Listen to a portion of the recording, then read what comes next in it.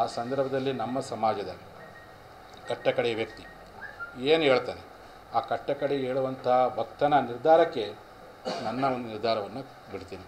ಹಾಗಾಗಿ ಕೂಡಲ ಸಂಗಮ ಕ್ಷೇತ್ರ ಅಂದು ಬಸವಣ್ಣವರಿಗೂ ಪ್ರಾರಂಭವಾಗಿತ್ತು, ಅವರಿಗೆ ಅಂತಿಮವಾಗಿತ್ತು. ಇವತ್ತು ನನ್ನ ಕೂಡಲ ಸಂಗಮದ ನನ್ನ ಪೀಠದ ಆರಂಭವೂ ಕೂಡಲ ಸಂಗಮವಾಗಿದೆ. ಭಕ್ತನ ಆಸೆಯಂತೆ ಸಮಾಜಕ್ಕೋಸ್ಕರವಾಗಿ ಅಂತ್ಯವೂ ಕೂಡಲ ಸಂಗಮ ಆಗುವಂಥ ಸಂದರ್ಭ ಬಂದರೆ ಅದಕ್ಕೂ ನಾನು ಸಿದ್ಧನಿದ್ದೇನೆ. ಹಾಗಾಗಿ ನನಗೆ ಹಳ್ಳಿಗಳೇ ಕೂಡಲ ಸಂಗಮ, ಭಕ್ತರ ಹೃದಯಗಳೇ ನನ್ನ ಪೀಠ, ಭಕ್ತರ ಮನೆಯಲ್ಲಿ ಕೊಡುವಂಥ ಕೈತುತ್ತೆ ನನ್ನ ಮಹಾಪ್ರಸಾದ ತಿಳ್ಕೊಂಡು ಇವತ್ತು ನನಗೆ ಪ್ರಾಮಾಣಿಕ ಜೀವನ ಮಾಡ್ಕೊಂಬಂದಿನಿ. ಅದರಂತೆ ನಡೀತೀನಿ, ಅದರಂತೆ ಬದ್ಧತೆಯಾಗಿದ್ದೀನಿ. ಯಾವುದೇ ನಮ್ಮ ಭಕ್ತರು ಅಜ್ಞಾನ ಪಡಪಟ್ಟಂಥ ಹೇಳಿಕೆಗಳಿಗೆ ನಾನಂತೂ ಯಾವ ಕಾರಣಕ್ಕೂ ನಿನ್ನುವಾಗಿರ್ಬೋದು ನಾನು ಹೊಂದ್ಕೊಳಕ್ಕೆ ಹೋಗಲ್ಲ. ಅವರೆಲ್ಲರೂ ನಮ್ಮ ಶಿಷ್ಯರೇ. ನಮ್ಮಿಂದ ಸಮಾಜದಿಂದ ಯಾರು ಎಷ್ಟು ಬೆಳೆದಾರೋ, ಎಷ್ಟು ದೊಡ್ಡವರಾಗ್ಯಾರೋ, ಯಾವ ರೀತಿಯಾಗಿ ಬೆಳೆದ್ರೆ ಇಡೀ ಜಗತ್ತಿಗೆ ಗೊತ್ತೈತಿ.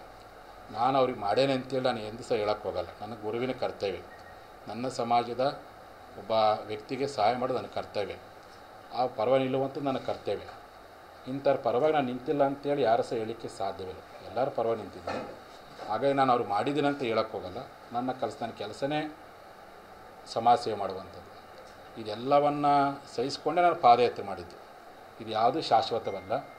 ಜನರನ್ನು ಕಟ್ಟುವಂಥದ್ದು ಶಾಶ್ವತ ತಿಳ್ಕೊಂಡು ಬೀದಿಗೆ ಬಂದು ಸಮಾಜ ಕಟ್ಟಿದ್ದೀನಿ. ಭಕ್ತರು ಕೊಡುವಂತಹ ಆ ಒಂದು ಕೈತುತ್ತಿನಲ್ಲಿ ಇವತ್ತು ಜೀವನ ಮಾಡ್ತಿದ್ದೀನಿ. ಹಾಗಾಗಿ ನನಗೆ ಅರಮನೆ ಅಂತ ಮಠ ಕಟ್ಟುವಂಥದ್ದೇ ನಿಜವಾಗಿರ್ತಕ್ಕಂಥ ಪೀಠವಲ್ಲ, ಭಕ್ತರ ಮನಸ್ಸನ್ನು ಕಟ್ಟುವಂಥ ನಿಜವಾದ ಪೀಠ ಅಂತ ತಿಳ್ಕೊಂಡು ಆ ತತ್ವ ಸಿದ್ಧಾಂತ ನೆನಪು ಹಿಡ್ಕೊಂಬಂದಿನಿ. ಅದರಂತೆ ಬಾಳ್ತೀನಿ, ಅದಂತೆ ಬದುಕ್ತೀನಿ. ಹಾಗಾಗಿ ನಾಡಿನ ಎಲ್ಲ ನಮ್ಮ ಸಮಾಜ ಬಾಂಧವರಿಗೆ ಈ ವೇದಿಕೆ ಮೂಲಕ ನಾನು ಮನವಿ ಮಾಡ್ಕೊಳ್ತೀನಿ. 20ನೇ ತಾರೀಕು ನೀವೆಲ್ಲರೂ ಸಹ ನಮ್ಮ ಕೂಡಲ ಸಂಗಮದ ಪಂಚಮಸಾಲಿ ಪೀಠದಲ್ಲಿ ನಡೆಯುವಂಥ ರಾಜ್ಯ ಮಟ್ಟದ ಸಭೆಗೆ ನೀವೆಲ್ಲರೂ ಬರಬೇಕು. ಸಹಸ್ರಾರು ಸಂಖ್ಯೆಯಲ್ಲಿ ಬಂದು ಭಾಗವಹಿಸಿ ನೀವೇನು ಸಲಹೆ ಕೊಡ್ತೀರಿ, ಇಲ್ಲ ಯಾವ ರೀತಿಯಾಗಿ ಮುಂದುವರಿಬೇಕು, ಯಾವ ರೀತಿಯಾಗಿ ಸಂಘಟನೆ ಮಾಡಬೇಕು, ಯಾವ ರೀತಿಯಾಗಿ ಮುಂದಿನ ಹೆಜ್ಜೆಗಳನ್ನು ಇಡಬೇಕು ಅನ್ನೋದನ್ನು ಭಕ್ತರು ನೀವೇನು ಹೇಳ್ತೀರಿ ಆ ಪ್ರಕಾರವಾಗಿ ನಾನು ನಡ್ಕೊಂಡು ಹೋಗ್ತೀನಿ. ಆ ಒಂದು ಸಭೆಗೆ ನಮ್ಮ ಎಲ್ಲ ಟ್ರಸ್ಟ್ನ ಪದಾಧಿಕಾರಿಗಳು, ನಮ್ಮ ರಾಷ್ಟ್ರೀಯ, ನಮ್ಮ ರಾಜ್ಯ, ನಮ್ಮ ಜಿಲ್ಲಾ, ನಮ್ಮ ತಾಲೂಕು, ನಗರ, ಗ್ರಾಮ ಘಟಕದ ಎಲ್ಲ ಪದಾಧಿಕಾರಿಗಳು, ವಿವಿಧ ಸಂಘಟನೆಗಳು, ಅದು ಪಂಚಸೇನೆ ಆಗಿರ್ಬೋದು, ವಿದ್ಯಾರ್ಥಿ ಪರಿಷತ್ ಆಗಿರ್ಬೋದು, ಯುವ ಘಟಕ ಆಗಿರ್ಬೋದು, ಚೆನ್ನಮ್ಮನ ಬಳಗ ಆಗಿರ್ಬೋದು, ರೈತ ಘಟಕ ಆಗಿರ್ಬೋದು, ಎಲ್ಲ ಪದಾಧಿಕಾರಿಗಳು ಬರಬೇಕು. ಅದೇ ಥರನಾಗಿ ಅಡ್ವೊಕೇಟ್ ಪರಿಷತ್ತಿನ ಎಲ್ಲ ಪದಾಧಿಕಾರಿಗಳು ಬರಬೇಕು.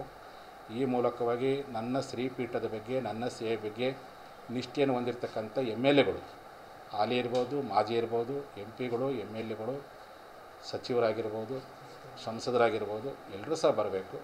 ಬಂದು ನಿಮಗೆ ಸಲಹೆ ಸೂಚನೆ ಕೊಡಬೇಕು ಅಂತೇಳಿ ಈ ಮಾಧ್ಯಮ ಗೋಷ್ಠಿ ಮೂಲಕ ಹೇಳಕ್ಕೆ ಇಚ್ಛೆಪಡ್ತೀನಿ.